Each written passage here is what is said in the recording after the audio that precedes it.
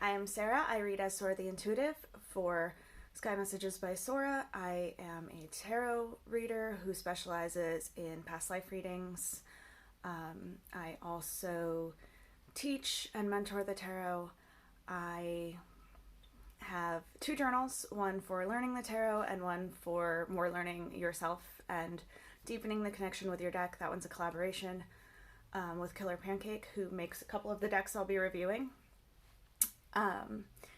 The reason I started this channel, and specifically this series, the tarot review series, is that I really want people to be able to have a connection. I want anyone who wants to do the tarot to be able to learn it. And a lot of times people get really frustrated because the first deck that they start using, they don't really connect with.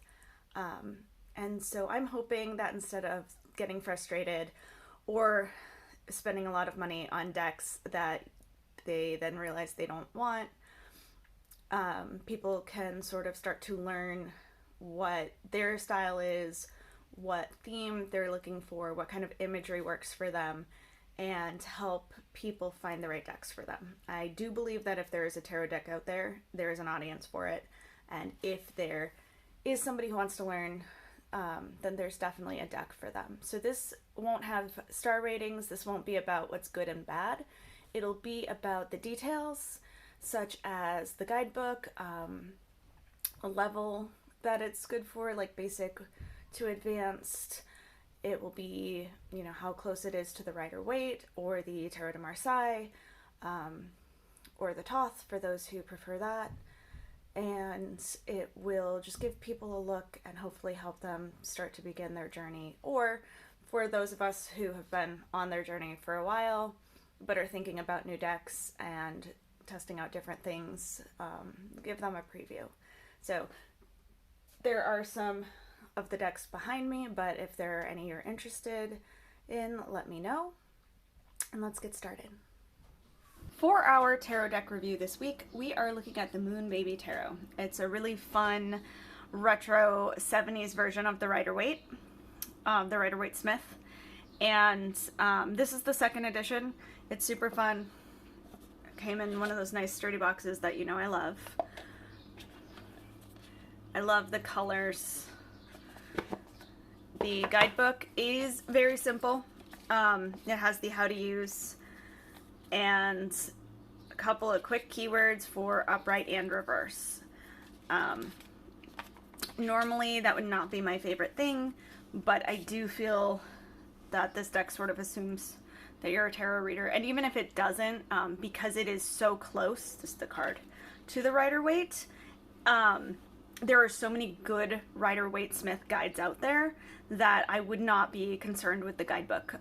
I know I usually put a lot more emphasis on the guidebook, but that is because the farther you stray from a tradition in terms of the illustrations, and the more pop culture you get, the more you really do need help with those meanings. So I think it's great. I love the foil and that they went with that green, that yellow green that is so 70s. You can see it's mostly a recoloring of the Rider-Waite Smith. Because the Rider-Waite Smith is 110 years old, maybe 112 or so, it is in the Creative Commons. I don't know all the rules there, but I do know that in terms of copyright, it is wide open. And so there are a lot of really fun, really interesting recolors and reimaginations of the deck that still have almost completely the same illustrations. You'll see the clothing's a little different here, but mostly it's the colors. I love these colors. There's just something really fun about them, and I've really been enjoying reading with this. The cardstock is nice and thick, but still really easy to shuffle. I was a little bit concerned when I first started to separate the cards and shuffle. I was like, ooh, these are really thick. I don't know. But they shuffle beautifully. They are what I think of as like the current standard size for tarot. And so that's really nice. Now, there's not a lot else to say because the details are really in the color and in the foil and the cards. But I will say that this deck is great for anyone who is learning or would like to learn on the Rider-Waite-Smith, or who has learned. Anyone who reads using the Rider-Waite-Smith tradition. Anyone who just loves that 70s vibe, the groovy retro feel. It's so much fun. Like, it's way more fun than it has any right to be. But the great thing about that too is that, like I said, because there's so many resources out there, this is great for beginners. This is great really for any learning level of the tarot. And then, of course, really great for anyone who's drawn to the colors or who just wants a different look for their deck. Sometimes, if you've been reading with the same deck for a really long time, you get to know it really well, but you also get a little stuck. You don't always see the nuance, finding new things. So it's really cool sometimes to just have something as simple as what you are used to in a new color, so you can see it in a new light and get more information out of these cards. That's actually especially true if you read for yourself, because when you read for other people, even if you feel like you're seeing the same things over and over again, you are describing them to a new person. You are showing them to somebody who maybe hasn't seen that, so you can work with their insights as well. When you're reading for yourself and you start to see the same things over and over again, you can start to feel stuck. So it's just one of those fun things once in a while, is to go ahead and grab out something that is close but not exact. All in all, it's a really fun deck. I know this is a really short walkthrough, but that is largely because, like I said, it is one we have seen before, but completely reimagined into something very fun. So as I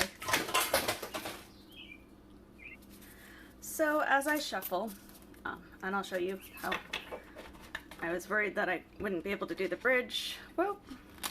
And actually that goes very easily.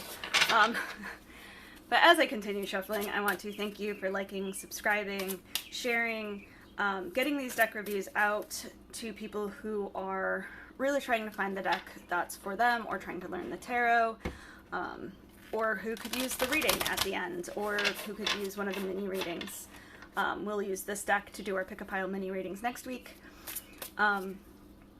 Anyone who could benefit from this channel, it really helps them, and it really helps me. If you like these videos and want to see them 2 days earlier,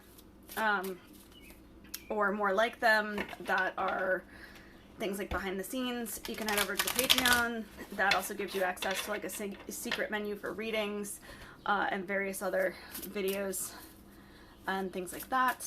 If you would like your own reading, you can contact me or head over to the website. All of this information is in the description, by the way. You can book remote readings. I also read around Pittsburgh. If there is not something that looks like what you're looking for, you can always send me a message, because a lot of my Pittsburgh ones don't get booked on the site because they're either walk-ins or they're done through the shop or something like that. And sometimes I don't have all my remote options up. I try to keep everything up to date, but I am more of a reader than a technology person, so I do fall behind on my website. So you never need to hesitate to contact me if you need help with that. So yeah, I do free mini readings on TikTok, and I am starting to try to go live on Instagram and Facebook. I just do better on things like YouTube and TikTok, but I am not at the numbers they want for that yet. So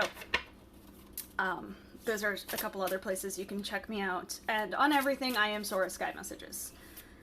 Let's get started with the reading.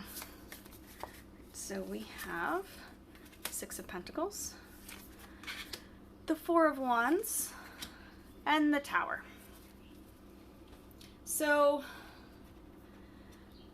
if you've been watching long enough, you probably know how I feel about the way people read the Tower sometimes. I know it's the last card, but it is the one I'm going to address first, just to get this out of the way.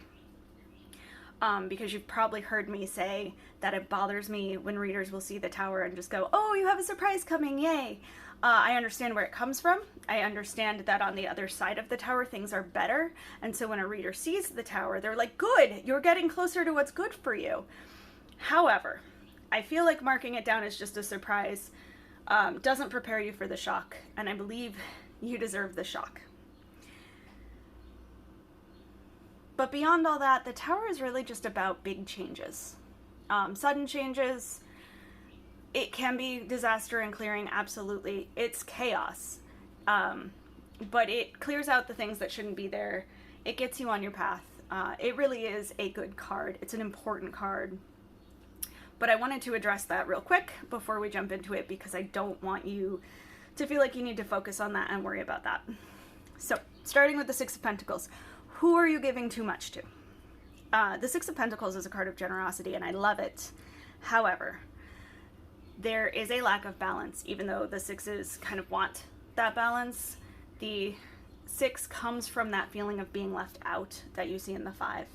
There is that I know what it is like to be hurting. I know what it's like to not have enough. I know what it's like to feel like people aren't helping you, and so you give and give and give and give, because the Pentacles aren't just money. They are time, they are energy, they are material things, they are the things we need in life to get the things we want. And it is so nice of you to share that with other people. But there is a disconnect in a relationship. It doesn't have to be romantic. It can be friendship. It can be work. There is somebody where you are doing the majority of the giving. And to see that, 2 cards before the Tower says that that needs a shake-up in itself. So hopefully you'll be the one jumping out. Being generous is wonderful, and I don't want you to stop being the wonderful person that you are. I just want you to look out for yourself as well. I love this with the Four of Wands. Being the Rider-Waite-Smith deck, the Four of Wands is very much associated with weddings and parties and coming home and everyone gathering together. And I think that's beautiful, and I hope that you have that sort of reunion coming. But in my family's tradition, it is also very much about those people that make you feel like you're home. And that's why I love it with the Six, because it says to me, in addition to the people that you give too much to, you have people who would gladly give just as much. And people, they even, have that similar. There are people who just don't know. Sometimes people don't realize when you're giving them all their time and energy, all of your time and energy. So a little talk, some communication will probably rectify this. Now again, we have the Tower. This may feel earth-ending to you. If you are a people pleaser, if you are a giver, it can be very hard to say, I cannot do this today, or I can do this, but I need something in return. Or just, I have to focus on me for now. And that may feel very, very hard. But I want you to know that all in all this spread is asking or telling you is that you need some balance in the give and take in your relationships. And then you will be doing much better. So again, I don't see this Tower as something crazy and destructive, but I want you to honor your feelings if that is what it feels like. Change is hard. Even if it is good change, even if it is something wonderful, even if everyone takes it wonderfully, it is hard for some of us. And so I just want you to understand that you can give yourself space for those feelings. All in all, it really does look like it's going to be a good week. It's a positive shift. Thank you so much.